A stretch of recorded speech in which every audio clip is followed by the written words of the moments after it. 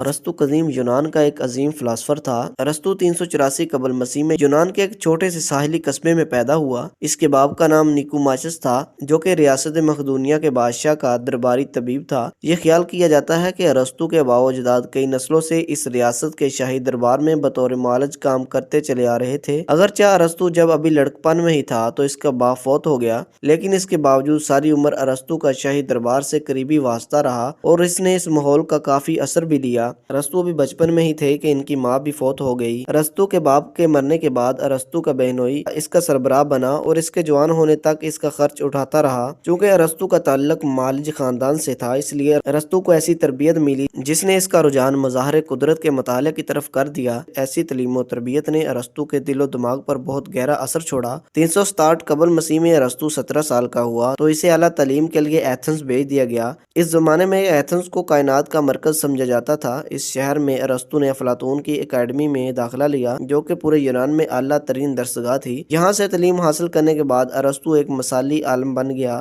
افلاطون کی اس اکیڈمی سے ارسطو 20 سال تک منسلک رہا۔ 347 قبل مسیح میں افلاطون کا انتقال ہو گیا۔ اگرچہ ارسطو اپنے استاد کا بہت ہونہار شاگرد تھا، لیکن افلاطون کے مرنے کے بعد اس کی اکیڈمی کا سربراہ نہ بن سکا۔ کچھ لوگوں کا خیال ہے کہ جب افلاطون نے اسے اپنی زندگی میں اپنا جانشین نہ بنایا تو اس نے دل برداشتہ ہو کر اکیڈمی ہی چھوڑ دی۔ افلاطون نے اپنا جانشین اپنے بھتیجے کو بنایا تھا اور افلاطون کی موت کے بعد وہی اس کی اکیڈمی کا سربراہ رہا۔ یہ بات سب کو معلوم ہے کہ بہت سے بنیادی فلسفانہ معاملات میں ارسطو اور افلاطون کے نظریات ایک دوسرے سے کافی مختلف تھے۔ افلاطون کا یہ نظریہ تھا کہ دنیا میں خیالات، فلسفہ اور نقائص سے پاک چیزیں ہی سب کچھ ہیں، جبکہ اس نظریے کے برعکس ارسطو خیالات کی دنیا کی بجائے حقیقت اور مادی دنیا کے بارے میں زیادہ سوچا کرتا تھا۔ دو یونانی ریاستوں کے بادشاہ ہرمس نے ارسطو کو اپنے دربار میں ملازم رکھ لیا اور ارسطو چند سال تک اس کی دونوں ریاستوں میں باری باری مقیم رہا۔ پھر بادشاہ کی لے پالک بیٹی، جو کہ بادشاہ کی بانجی تھی، ارسطو نے اس سے شادی کر لی۔ ان کے ہاں ایک بیٹی پیدا ہوئی۔ جب اس بادشاہ کی ریاست پر ایرانیوں کا قبضہ ہو گیا تو ارسطو بھی وہاں سے مقدونیہ چلا گیا۔ اگلے 4 سال کے دوران ارسطو مختلف علاقوں میں سفر کرتا رہا، جہاں نہ صرف وہ علم حاصل کرتا رہا بلکہ لوگوں کو بھی تعلیم دیتا رہا۔ اسی عرصے میں ارسطو نے حیاتیاتی سائنسوں پر تجربات کا ایک طویل سلسلہ شروع کیا۔ ارسطو نے نباتات اور حیوانات پر اپنے جو مشاہدات کیے وہ انہی دنوں کے تجربات پر مشتمل ہے۔ انہی علاقوں میں اس کی ملاقات اپنے جیسے ایک اور شخص سے ہو گئی اور ان دونوں نے مل کر سائنسی میدان میں کافی تجربات کیے۔ جب ایتھنز میں ارسطو نے اپنی اکیڈمی قائم کی تو ارسطو کے بعد اس اکیڈمی کا سربراہ بھی یہی شخص مقرر ہوا۔ ارسطو نے اس زمانے میں موجود نہ صرف تمام علوم کا مطالعہ کیا بلکہ ان علوم میں اضافہ کرنے کے لیے اپنا خاطر خواہ حصہ بھی ڈالا۔ طبی سائنسوں میں ارسطو نے علم تشریح الاعضاء، فلکیات، جینیات، جغرافیہ، علم ارضیات، فن موسمیات، فزکس اور حیوانات کا مطالعہ کیا۔ فلسفے میں ارسطو نے جمالیات، اخلاقیات، حکومت، سیاست، معاشیات، نفسیات، فن بلاغت اور دینیات کے بارے میں مضامین لکھے۔ اس کے علاوہ ارسطو نے تعلیم، غیر ملکی رسوم و رواج، لٹریچر اور شاعری کا مطالعہ کیا۔ اگر ارسطو کی تمام تحریروں کو جمع کر لیا جائے تو اسے یونانی علوم کا ایک انسائکلوپیڈیا تشکیل دیا جا سکتا ہے۔ یہ بھی خیال کیا جاتا ہے کہ ارسطو ہی وہ واحد شخص تھا جو اپنے زمانے کے تمام علوم سے واقف تھا۔ 343 قبل مسیح میں یونانی ریاست مقدونیہ کے بادشاہ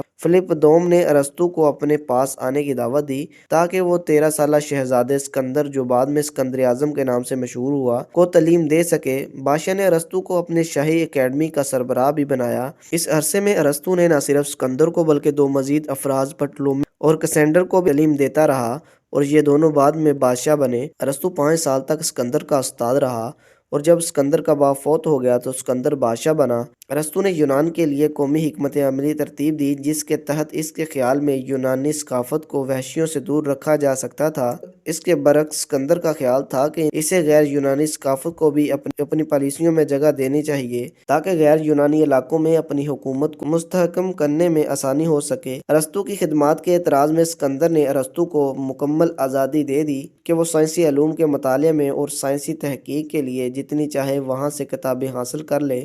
اس کے بعد اسکندر نے اپنی غیر ملکی مہمات کا سلسلہ شروع کر دیا۔ ارسطو نے اپنی ساری زندگی علم حاصل کرنے، دوسروں کو تعلیم دینے اور تصنیف و تالیف میں گزار دی۔ اس نے اپنے سکول کو ایک بے مثال مرکز بنایا جہاں سائنسی تحقیقات کی جاتی تھی۔ یہاں صبح کے وقت ارسطو اپنے سینئر طالب علموں کے ساتھ تفصیلی بحث کیا کرتا۔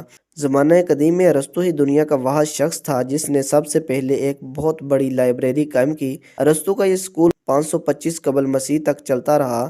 ارسطو نے بہت سارے مکالمے لکھے جن کے محض چند ٹکڑے ہی صحیح سلامت بچ سکے۔ ارسطو کے جو مقالہ جات یا مضامین ہم تک پہنچے وہ عام لوگوں کے مطالعے کے لیے نہ تھے، بلکہ وہ تو اس کے اپنے سکول کے طلباء کے کورس کا حصہ تھے۔ اگلے 2000 سال تک دنیا ارسطو کے ان لسانی مقالہ جات سے استفادہ حاصل کرتی رہی۔ ارسطو اپنا سکول اسکندر کی وفات تک چلاتا رہا، جس کے بعد ایتھنز کے شاہی خاندان اور خود ارسطو کے حالات خراب ہونا شروع ہو گئے۔ ایتھنز کی اسمبلی نے یونانی شہری ریاستوں کو اسکندر اعظم کے خاندان سے نجات دلانے کے لیے اسکندر کے جانشین کے خلاف جنگ شروع کر دی اور اس کو تحت سے ہٹا دیا۔ نئی انتظامیہ نے اور اس پر یہ الزام لگایا کہ ارسطو دیوتاؤں کا احترام نہیں کرتا اور اسی بنا پر اسے مہلت قرار دے دیا گیا۔ یہی وہ الزام تھا جس کے تحت 399 قبل مسیح میں افلاطون کے استاد سقراط کو سزائے موت دے دی گئی تھی۔ اس سے پہلے کہ اس پر مقدمہ چلایا جاتا، ارسطو ایتھنز سے نکل گیا اور ایک جزیرے میں چلا گیا اور اپنی زندگی کا باقی حصہ اس نے اپنی دوسری بیوی کے ساتھ وہیں گزارا۔ اس علاقے میں جا کر ارسطو کے نظام میں خرابی پیدا ہو گئی اور 322 قبل مسیح میں 63 سال کی عمر میں ارسطو کا انتقال ہو گیا اور اسے اس کی پہلی بیوی کی قبر کے قریب دفنا دیا گیا۔ ناظرین، امید کرتا ہوں کہ ہماری آج کی ویڈیو آپ کو پسند آئی ہوگی۔ مزید ایسی اور ویڈیو دیکھنے کے لیے ہمارے اس چینل کو سبسکرائب کر دیں اور بیل آئیکن کو پریس کر دیں تاکہ ہماری ہر نئی آنے والی ویڈیو آپ کو سب سے پہلے مل سکے۔ اللہ حافظ۔